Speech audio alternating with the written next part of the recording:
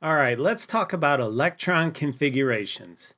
So at this point, you have a working knowledge of quantum theory, the quantum mechanical model of the atom, quantum numbers, and this is the last piece that I think will put everything together for you guys.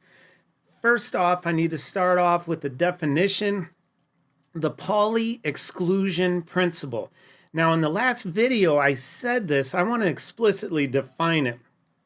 This principle states no two electrons can share the same combination of four quantum numbers, something I said repeatedly in the last video.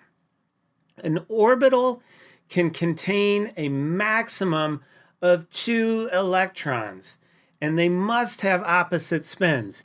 Remember, we called that a positive 1/2 and a negative 1/2. And I gave a bit of intuition about what occurs when two like charges are forced into the same location, such as an orbital. So our spinning is going to either be up, down, down, or up, but it will never be the same, both down, both up. That's the Pauli exclusion principle. The off-ball principle states that when you're filling orbitals, the lowest energy orbitals are filled first. So lowest energy meaning the same energy we've been talking about, that you can correlate or connect with the energy levels n equals 1, n equals 2, all the way up to n equals 7 for an electron at ground state. Now, over the last couple videos, I have been throwing out terms of levels and shells, subshells, and orbitals. So I wanted to give you a diagram, have you kind of jot this down so you don't confuse all this terminology. So when I say shells, a synonym would be level. Okay, so in that first level, in that first shell, n equals 1, there are 2 atoms, hydrogen and helium. Okay, so this is not hydrogen or helium, obviously, because you see the p block. You see that p subshell, okay? And within the p subshell are the X, Y, Z on the Cartesian plane that I discussed in the last podcast. All right. And you know, within each one of those individual orbitals, there can be 2 electrons. And if there are 2 electrons, their spins will be opposite. Okay. So defining electron configurations. This is a method for writing the location of all the electrons in an atom or ion and showing not only the energy level, but the subshell and the number of electrons. Okay, so this is like if you take an atom, an element, an ion, this is like an address for that one ion element atom. We're going to use something called an orbital diagram.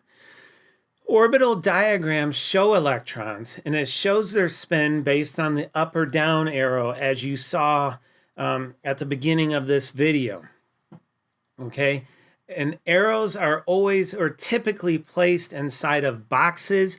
That's what I'm going to use in this video, but they may also be placed above a line. You may see that in textbooks or even on an assessment above a line. I'm going to use boxes in this particular one. And each box represents an orbital, okay? An orbital within a subshell. So I want you to think about it. Let's say the subshell is the P block, okay? And within that P block, you know, if you look, you count 6 elements, okay? But there are only 3 orbitals because each orbital can hold 2 electrons. Let's look at this. let's start with the easiest one there is, hydrogen. Hydrogen, how many electrons? Where is hydrogen? It's in that S block, okay? Now in the background, you could be assigning quantum numbers if you would like as well, okay? N equals 1, all right? S equals 0. All right, so there is one electron, and that one electron is going to either spin up or spin down. That is arbitrary. That doesn't matter because there's only one electron. Okay? Let's look at helium. All right? Helium, 2 protons, 4 minus 2, 2 neutrons, 2 electrons. One will spin up, one will spin down. Positive 1/2, negative 1/2, if you're doing quantum numbers in your head. Okay. Now, let's get the lay of the land once again. Here is yet another periodic table with the S, P, D, and F block laid out with you, including a number that precedes it. All right. 1, 2, 3, 4, 5, 6, 7. N can equal 1, 2, 3, 4, 5, 6, 7 for electrons at ground state. All right. These are the 1s configuration, which simply means principal quantum number 1. And that's why I went ahead and went into the quantum numbers before delving into electron configurations.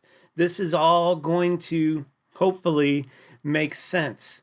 Okay, so hydrogen and helium are the 2 elements that reside at n equals 1 for the principal quantum number equal to 1.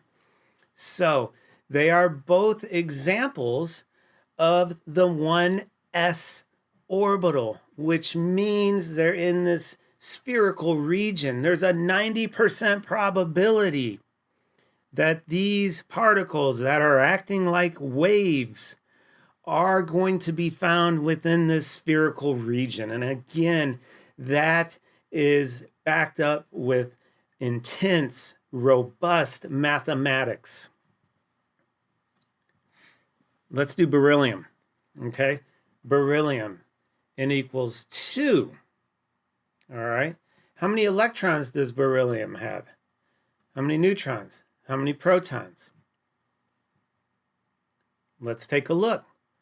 Beryllium. All right. Right here. So we know N equals 2. And we know that beryllium is going to have, has 4 protons, and in its neutral form, therefore has 4 electrons. All right. So 4 electrons, that's how many we need to get in now. In the S shell, in the subshell, how many electrons can fit? 2. Okay. Plus 1/2, minus 1/2. Okay. That's all that can fit there. We have 2 more electrons. We need to assign them an electron configuration as well. Because right now, this is not beryllium, okay? This is something else. We're not done. We have 2 more electrons that we're going to place. And this would be in the 2nd energy level. So the address for beryllium's electrons, and we're not done yet. I'm building up to it. It's gonna have 2 electrons in the 1s, and it's gonna have 2 electrons in the 2s for beryllium in its neutral form, because it has 4 electrons. Now let me show you the final little bit here. We're gonna also use superscripts, and superscripts indicate the number of electrons within each orbital. because we're in the S subshell, these can only fit 2. All right, so we have 2 subshells, 1s and 2s, each holding 2. Now the way you would say this is 1s2, 2s2. Okay, the electron configuration for beryllium is 1s2, 2s2. Okay, so let's recap. Superscripts are the number of electrons within an orbital. All right. Letters, those are the orbitals that are available. Those are those subshells. Okay. So S is a subshell. P is a subshell. D and F are subshells. And the big numbers there are the energy levels, which I can use the term principal quantum energy levels with you guys. All right. So as I've been alluding to throughout this video already, the connections, keep the quantum numbers in your mind. We are big picture. So I want you to be thinking about the 4 quantum numbers as I teach you about electron configurations, because we're just getting going on this. All right. Now, look at the 1s orbital and compare it to the 2s orbital.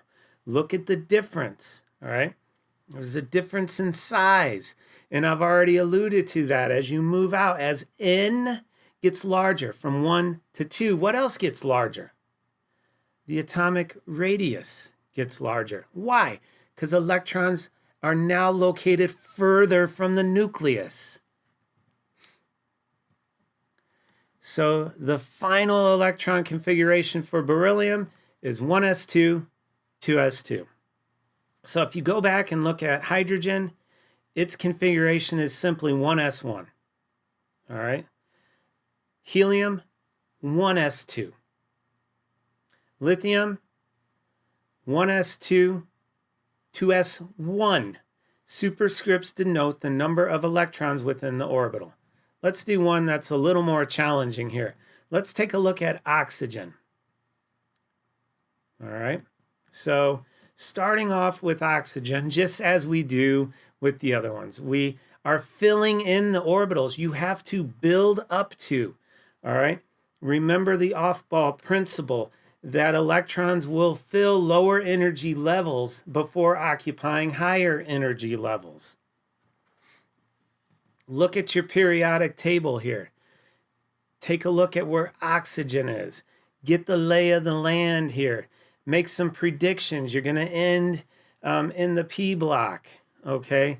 And you know that within the P subshell, there can be a total of 6 different elements, boron through neon. So among those must be 3 orbitals, and within those 3 orbitals, if it's neon, a maximum of 2 electrons. 3 times 2 would give you 6. So 1s2, 2s2. Now we're at the 2p area. Why are there 3 squares now? Each square is an orbital. X, Y, Z. Each orbital can hold up to 2 electrons, plus 1/2, minus 1/2. All right? That's why there are 3 boxes there. All right? If there weren't boxes, it would be 3 lines that you would have there. And we're being told this is in the second energy level. That's what this 2 is indicating. The P is saying we're in the P subshell, and the superscripted 4 is saying there's a total of 4 electrons, which hopefully makes sense. Boron, carbon, nitrogen, oxygen, 4. All right, so let's get another rule in here. Hund's rule. I call this get off the bus. All right, when orbitals of equal energy are being filled, the most stable, i.e. low energy configuration, is when there's a maximum of one unpaired electron with the same spin, either all positive 1/2 or all negative 1/2 in each orbital. All right. So I say get off the bus. Let's say you're getting on a school bus for the first time, and there's all these strangers on the bus, and there's 5 open seats, but and it's crowded, but you just go right next to somebody and you're like, oh, excuse me, let me sit down here. This person's going to tell you, hey, there's an open seat here. All right, go grab an open seat. And you probably would have sat there anyways. All right. So anyways, electrons will fill empty orbitals before doubling up. They fill all with the same spin, either up or down, and then they begin pairing up with the opposite spin. So if one's spinning up, when they do pair up, it will spin down with a negative 1/2, if you're thinking quantum numbers. All right, let's see what this looks like here. So as we go through, look how they're being added. Up, up, up. That is how they will fill. Now, where are we? This is actually the electron configuration for nitrogen. We still need one more electron. And if you counted up all the electrons for oxygen, there's 8. 2, 4, 5, 6, 7. We need one more. So where's this one more going to go? You guessed it. It's going to go into the next orbital. It's going to be the first one to pair up. It's going to have an opposite spin as denoted with a downward arrow. This is the electron configuration for oxygen. 1s2, 2s2, 2p4. And on a side note, if we were doing quantum numbers, this is how the magnetic quantum number works out. In this case here. So if we ended with an electron, as I alluded in the last example, I said this could be either carbon or fluorine. I want you to think about that now. If it was carbon, it would have that positive 1/2 spin. If it was fluorine, it would have that negative 1/2 spin. But its magnetic quantum number was 0, so it has to be one of these 2 electrons. And if you're not following what I'm saying, check out Atomic Theory podcast number 5, and it'll make more sense. I'm going to move on. I guess I already had that in there. So M sub L equals -1, and M sub L for oxygen equals -1. And for the example in video 5, that was equal to 0. So if you're thinking quantum numbers, which you must be because I can't stop talking about them, here's the magnetic quantum number for oxygen. And while we're at it, let's go ahead and get a magnetic spin. M -1/2. Okay? That's what it would be for oxygen. All right, moving on for real this time. So check out calcium. All right, so what you need to do, start off with the usual, because you have to fill these. We're starting over from the beginning. Hydrogen, helium, lithium, beryllium, boron. Like you're going to start filling in all of these, all the way up to calcium, which has 20 electrons. Okay, so notice how these are being added. Please pay attention to the order in which these are being added and the orientation in which they are being added, because those are critical. And with your knowledge of quantum theory and quantum mechanics, this should make sense. And I hope I've been successful in giving you a holistic, big picture about quantum mechanics instead of just teaching you a method. That's what happens. You're taught electron configurations, but you have no clue really why you're doing it or what it means. You can do it, but you don't really understand why you're doing it or the implications or applications of it. And that's what I'm trying to accomplish here, is that you have a conceptual understanding for why we are doing electron configurations. So if you were to articulate this, you would say 1s2, 2s2, 2p6, 3s2, 3p6, 4s2. That is the electron configuration for calcium. Now, I have some good news. There's a shorthand notation, because can you imagine doing an electron configuration for copernicium 112? Can you imagine? So there's a shorthand notation. And what you're going to do is you're going to look at the noble gas in the previous shell. The noble gas in the previous shell. So if we're still thinking calcium, you're going to go to argon. Okay? Argon has a stable configuration. So those are almost like benchmarks, starting points where we can start at a noble gas. You want to put the noble gas into brackets and then continue your electron configuration with any additional electrons in a standard way. In other words, how you would normally do it. Let me show you what it looks like. Calcium. That was pretty long. Calcium shorthand notation. Argon brackets 4s2, done. All right, so the shorthand notation. Okay, so there is a problem set that goes along with this podcast. Also, I'm going to be talking to you about electron configurations for cations and anions, and I'll see you guys in class.